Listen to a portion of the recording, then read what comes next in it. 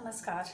मैं डॉक्टर कुमारी मनीषा, सहायक प्राचार्य, हिंदी विभाग, कमला राय महाविद्यालय, गोपालगंज, जयप्रकाश विश्वविद्यालय, छपरा। विद्यार्थियों, आज मैं इस व्याख्यान में उषा प्रेमवदा जी की कहानी वापसी की समीक्षा पर विचार विमर्श करूंगी। हिंदी कथा लेखिकाओं में उषा प्रेमवदा जी का स्थान बड़ा ही महत्वपूर्ण है।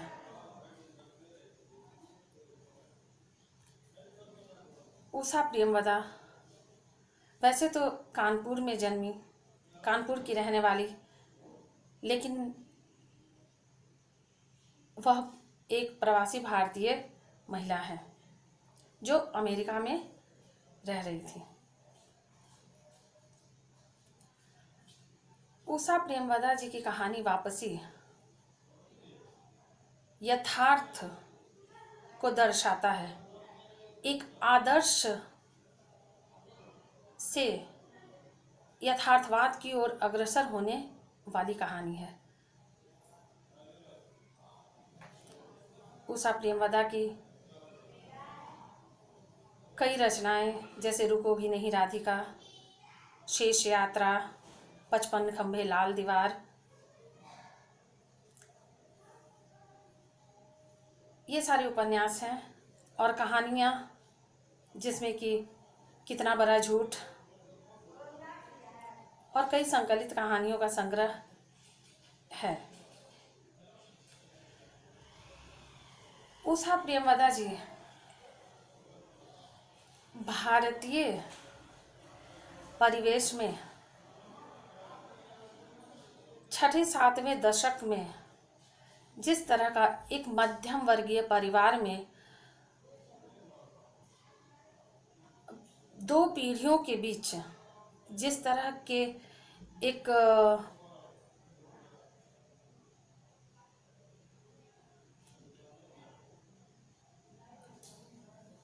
खाई तो नहीं कहेंगे, लेकिन दोनों पीढ़ी के बीच का जो वैचारिक टकराव है, इन टकरावों को दर्शाया है। वापसी कहानी एक तरह से कहें तो वृद्ध विमर्श की ओर भी हमें विचार करने के लिए प्रेरित करता है। कहानी के प्रमुख पात्र गजाधर बाबू के जीवन और उनके परिवार, उनके मनोभाव, उनकी संवेदनाओं से लैस यह कहानी हमें एक बार सोचने पर विवश करती है कि दो पीढ़ी के बीच का जो अंतर है वह क्या इतना ज़्यादा होना लाजमी है कि व्यक्ति खुद को अकेला महसूस करने लगे। आइए हम इस कहानी की समीक्षा करते हैं। जब भी हम किसी रचना की समीक्षा करते हैं तो सबसे पहले हम उसके शीर्षक पर विचार करते हैं, उसके बाद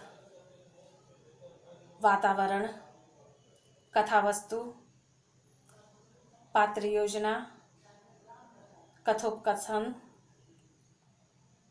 भाषा शैली और फिर उद्देश्य, इन सभी बिंदुओं पर हम विचार करते हैं।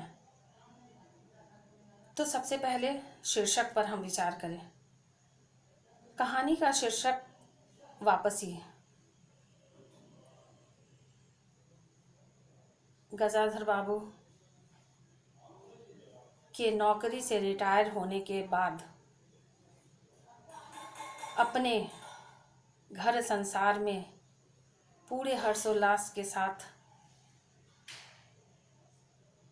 पहुंचना और उसके बाद वहाँ से हतोत्साहित हो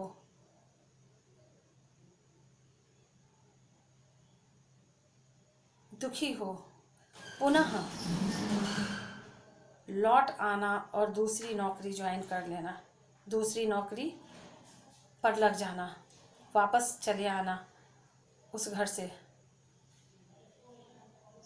यही कहानी है जिसके कारण इस कहानी का शीर्षक वापसी रखा गया। अब हम दूसरा बिंदु वातावरण पर विचार करेंगे। तो इस कहानी की रूपरेखा, पूरी की पूरी कहानी भारतीय मध्य वर्गीय परिवेश की है। उषा प्रेमवदा जी ने पूरी तरह से उस मध्य वर्गीय परिवेश, उस वातावरण को अपनी कहानी में चित्रित किया है।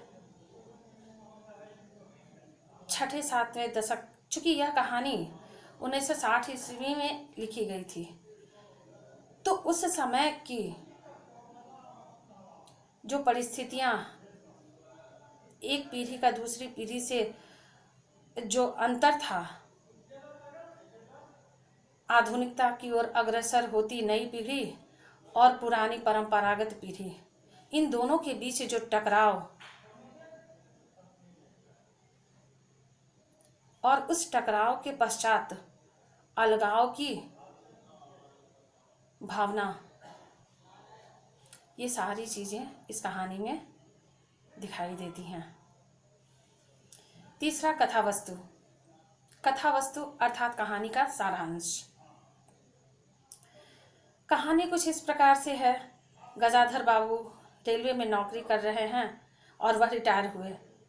रिटायर होने के साथ सामान बांध रहे हैं। उनका मन बहुत उत्साहित है अपने घर वापस जाने के लिए, जिसकी कल्पना वो हमेशा हमेशा किया करते थे जब वह नौकरी में थे। इतना उत्साह है कि उनके आसपास के वातावरण में वहाँ के लोग जो दुखी हो रहे हैं, उनके दुख से भी वह तादाद में स्थापित नहीं कर पा रहे हैं अपनी उस खुशी के आगे जो उन्हें उनके परिवार में जाकर मिलने वाली है। गजाधर बाबू खुशी खुशी अपने परिवार पहुंचते हैं, लेकिन परिवार में उन्हें सब कुछ बदला सा दिखता है। लगता है उनके जाने से कोई खुश नहीं है, सब अपने अपनी दुनिया में मगन है। बड़ा बेटा अमर और उनकी बड़ी पुत्री कांति, जिसका विवाह हो चुका था, छोटी पुत्री बसंती, अमर और बसंती दोनों मस्ती कर रहे होते हैं, लेकिन अपने पिता को देखकर गंभीर हो जाते हैं। पत्नी पूजा में रत थी, वह भी अपने पति को आया हुआ देखकर खुश होती है, लेकिन अपने घर गृहस्थी की बातों से उन्हें अवगत कराती है। बहू जो कि घर के काम में हाथ का न बटाकर अपनी ही दुनिया में रमना चाहती है। और जब गजाधर बाबू आते हैं तो उनके अपने ही घर में उनके लिए चारपाई बैठक में लगाई जाती है, और उसके बाद कुछ वैमनस्य, कुछ बातों के बाद उनकी चारपाई पुनः उनकी पत्नी के कमरे में, जिसमें जगह बहुत ही कम था, किसी तरह लगाई जाती है। गजाधर बाबू अपने अनुशासन में अपने परिवार को रखना चाहते हैं, लेकिन उनका अनुशासन किसी को वरेण्य नहीं है, या यूँ कहें कि उनकी उपस्थिति किसी को अच्छी नहीं लगती, ऐसा उन्हें आभास होता है। हर किसी को लगता है कि पिताजी के आने पर बंदिशें बढ़ गई हैं, यहाँ तक कि अमर घर को बदलने की, अलग रहने की बात तक कर देता है, जिसके कारण गजाधर बाबू टूट जाते हैं। इन्हीं सब ताना बाना के बीच गजाधर बाबू एकदम निराश और हतोत्साहित से होकर अंततः अपनी पत्नी को कहते हैं कि मैं यहाँ बैठे बैठे क्या करूँगा, 2 पैसे घर में आएंगे, इसलिए मैं दूसरी नौकरी करने के लिए जा रहा हूँ। उनके जाते ही फिर सब कुछ पूर्ववत हो जाता है, घर का माहौल पहले तरह हो जाता है। तो ये कहानी का सारांश है। अब हम विचार करेंगे पात्र योजना पर। तो गजाधर बाबू इस कहानी के प्रमुख पात्र हैं। उनके अतिरिक्त गणेशी, उनका बड़ा पुत्र अमर, एक पुत्री जिसकी शादी हो चुकी है वह कांति, जिसका जिक्र बस नाम भर हुआ है, एक नौकर जिसका महज जिक्र होता है, उनकी पुत्री, छोटी पुत्री बसंती, छोटा पुत्र नरेंद्र, ये दोनों, और उसके बाद उनकी पत्नी। इतने ही पात्र हैं इस कहानी में। अगला कथोपकथन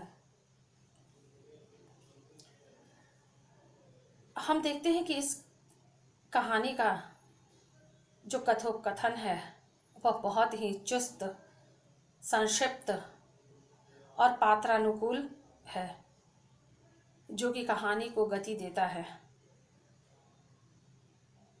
अब हम विचार करेंगे भाषा शैली। तो इस कहानी की भाषा शैली सरल, सुगम, स्वाभाविक, यथार्थपरक, मुहावरों, स्थानीय बोली, अंग्रेजी के शब्द, उर्दू के शब्द, इन सब का इस्तेमाल हुआ है। जैसे हम देखते हैं कि कहानी में ज़रूरत, लापरवाही, बिटिया, सिटपिटाई, ड्यूटी, घर में घुसे रहना, होश आना जैसे शब्द और ऐसी भाषा का इस्तेमाल हुआ है। इसके बाद हम देखते हैं उद्देश्य। इस कहानी का उद्देश्य क्या है?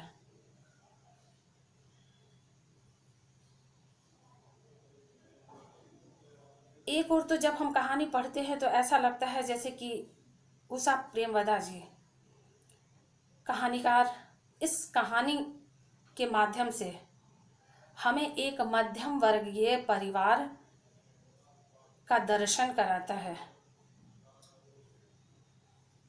लेकिन इस कहानी को अगर हम देखें तो कहानीकार का उद्देश्य हमें 2 चीज़ों पर ध्यान आकर्षित करता है। पहला कि 2 पीढ़ी के बीच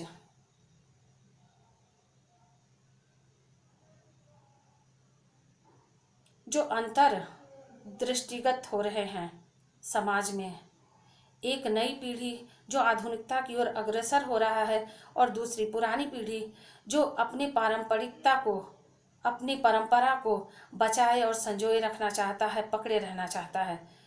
इन दोनों के बीच के टकराहट को दिखाता है। अगर हम इस कहानी को इस रूप में लें कि एक बुजुर्ग व्यक्ति जो जीवन भर अपने परिवार के लिए समर्पित रहा, अपने परिवार के लिए सब कुछ करता रहा, त्याग करता रहा, अपने परिवार के लिए दिन रात सोचता रहा, वह व्यक्ति जब अपनी नौकरी से रिटायर्ड होकर अपने परिवार के साथ वक्त बिताने का अरमान लिए वापस आता है तो परिवार के लोगों के पास उसके लिए वक्त नहीं है। यह सबसे बड़ी समस्या है आज के समाज की। व्यक्ति संवेदनाओं से शून्य होता जा रहा है। आज की पीढ़ी जिस तरह से संवेदना शून्य होती जा रही है, उस पीढ़ी को उनकी संवेदना और अपनी भारतीय संस्कृति, जहां हम माता पिता को देवतुल्य समझते हैं, उनकी अवहेलना न करना, उन्हें आहत न करना, यह दिखाता है। गजाधर बाबू का वापस जाना दिल के तार को टुकड़े टुकड़े कर देता है। उनकी संवेदना, उनकी भावना कितनी आहत हुई होगी, इसका अनुमान लगाना अनिवार्य है। आज की पीढ़ी को, जो आधुनिकता को अपना रही है और अपनी परंपरा, अपनी संस्कृति, अपने संस्कार से दूर होती जा रही है, उसे वापस लौटना आवश्यक है अपनी भारतीय संस्कृति के पास। तो ये कहानी उषा प्रियंवदा जी ने वापसी के माध्यम से हमारे आज की युवा को जागरूक भी करना चाहती है कि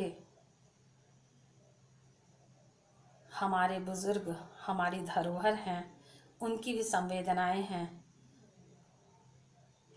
उनके भी मनोभाव हैं, उन्हें महज टकसाल नहीं समझा जाए।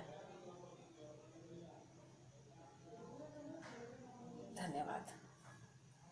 अगले किसी व्याख्यान में किसी और विषय पर हम बात करेंगे। धन्यवाद।